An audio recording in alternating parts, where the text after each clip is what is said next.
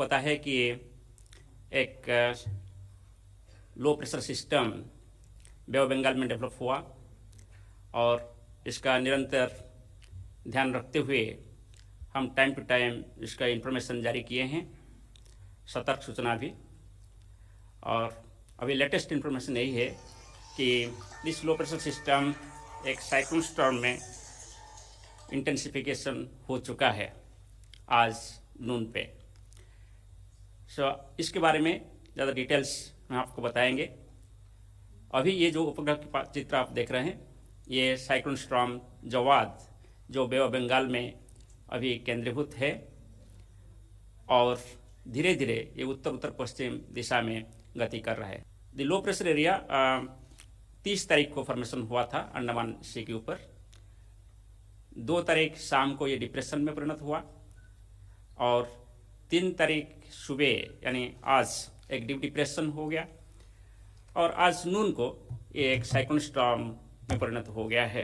इसका नाम है जवाद। ये सऊदी अरबिया का प्रपोज्ड नाम है और इसके सेंटर के पास जो विंड स्पीड है वो जब तक 60 to 70 kilometre per hour, gusting to 80 kilometre per hour है।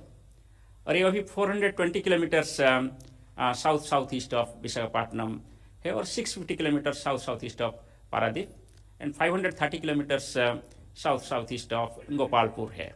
अभी जो साइक्लोन इसका रेखांकित चित्र आप देख पाएंगे कि इसका ट्रैक कैसे रहा है। माने 4 तारीख शाम के बाद इसका दिशा परिवर्तन होगा और 4 तारीख शाम से ये साइक्लोन धीरे धीरे नॉर्थ ईस्टवर्ड मूव करेगा along Odisha coast and adjoining north Andhra Pradesh coast. और जब तट के पास होगा, सबसे क्लोज होगा, वो है 5 तारीख अराउंड नून, पूरी एरिया में ये टच करेगा। इसके बाद इसका नॉर्थ ईस्टर्न मूवमेंट जारी रहेगा एलोंग ओडिशा कोस्ट एंड ये पॉसिबिलिटी है कि टच करने के बाद इसका वीकनिंग शुरू होगा और धीरे धीरे ये नॉर्थ ईस्टवर्ड मूव करते हुए वेस्ट बंगाल तट की तरफ गति करेगा। और इसके लिए हम प्री साइक्लोन वॉच इशू किए थे 1 दिसंबर पे और साइक्लोन अलर्ट हम इशू किए हैं और हम इसको फिर साइक्लोन वार्निंग में परिवर्तन करेंगे। स्पेशल वार्निंग पहले हम अंडमान निकोबार आइलैंड्स के लिए दे रहे थे और अभी अंडमान निकोबार आइलैंड्स के लिए हम डी वार्निंग कर चुके हैं क्योंकि अभी ये सिस्टम अंडमान निकोबार आइलैंड से बहुत दूर आ चुके हैं। और अभी सिर्फ वार्निंग आंध्र प्रदेश, उड़ीसा और गेंजेटी वेस्ट बंगाल के लिए है, स्पेशली विंड और रेनफॉल की वार्निंग। और नॉर्थ ईस्टर्न स्टेट्स में भी इसके असर में बारिश हो सकता है, इसके लिए वहाँ भी हैवी रेनफॉल वार्निंग है।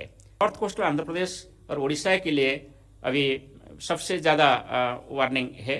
इसमें heavy rainfall at isolated places commence हो सकता है, शुरू हो सकता है नॉर्थ कोस्टल आंध्र प्रदेश और एडजनिंग साउथ कोस्टल उड़ीसा में आज शाम से, यानी 3 तारीख शाम से शुरू हो सकता है। 4 तारीख को इंटेंसिटी बढ़ेगा रेनफॉल का और heavy to very heavy rainfall at isolated places और extremely heavy rainfall at isolated places भी हो सकता है north coastal Andhra Pradesh districts जैसे विशाखापट्टनम, श्रीकाकुलम और विजयनगरम में, और उड़ीसा के सभी तटीय डिस्ट्रिक्ट्स में जैसे गंजाम, गजपति, खोर्धा, नयागढ़, पुरी, जगतसिंहपुर, केंद्रापड़ा, ये सभी भद्रक, बालासोर, ये सभी इलाका में heavy to very heavy rainfall at a few places और आइसोलेटेड प्लेसेस में एक्सट्रीमली हैवी रेनफॉल हो सकता है।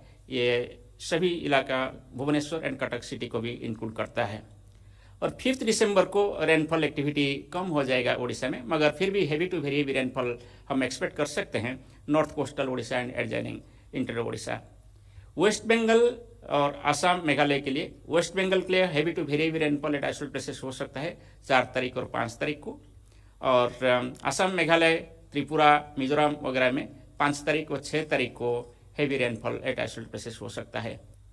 और विंड वार्निंग देखें तो जैसे मैं बोल रहा था कि अभी एक साइक्लोन बन चुका है, इसका current wind speed 60 to 70 kmph है, वो धीरे धीरे बढ़ेगा, 65-75 होगा। ऐसे बढ़ते हुए 90 से 100 किलोमीटर और गस्टनेस में 110 किलोमीटर प्रति घंटा हो सकता है 4 तारीख को मॉर्निंग से शुरू करके नेक्स्ट 24 आवर्स के लिए, यानी 4 तारीख मॉर्निंग से 5 तारीख मॉर्निंग या आफ्टरनून तक ये मैक्सिमम विंड स्पीड हो सकता है। इसके बाद विंड स्पीड डिक्रीज होगा। सो अकॉर्डिंगली सी कंडीशन अभी हाई है। हाई मीन्स वेव हाइट बहुत ज़्यादा है, जो कि शिपिंग के लिए और फिशरमैन बोट्स वगैरह के लिए सेफ नहीं है। और ये high to very high sea condition जारी रहेगा 5 तारीख तक। इसलिए 3 तारीख से 5 तारीख तक जो सी एरिया है कम्प्लीटली अनसेफ है, mainly central bay of Bengal और north bay of Bengal. So इसलिए जो हम एडवाइजरी इशू किए हैं कि fisherman are advise not to venture into south east and east central bay of Bengal on 3rd, और वेस्ट सेंट्रल और north west bay of Bengal को 3 से 5 तारीख अंदर नहीं जाना चाहिए। और जो भी अभी इमीडिएटली कोस्ट के पास सी में है वो तुरंत वापस आ जाना चाहिए। कोई अभी 5 तारीख तक सी के अंदर नहीं जाना चाहिए।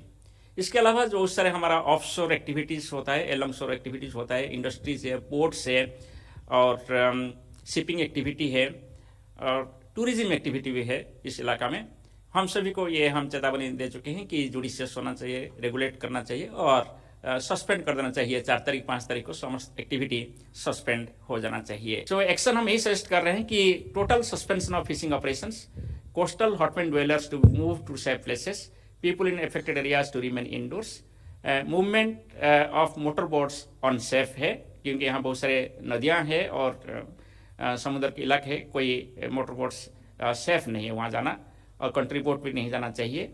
और एलंग ऑफशोर इंस्टॉलेशन के लिए हम यही बोल रहे हैं कि 3 दिसंबर में आज से रेगुलेट करिए और 4th और 5th को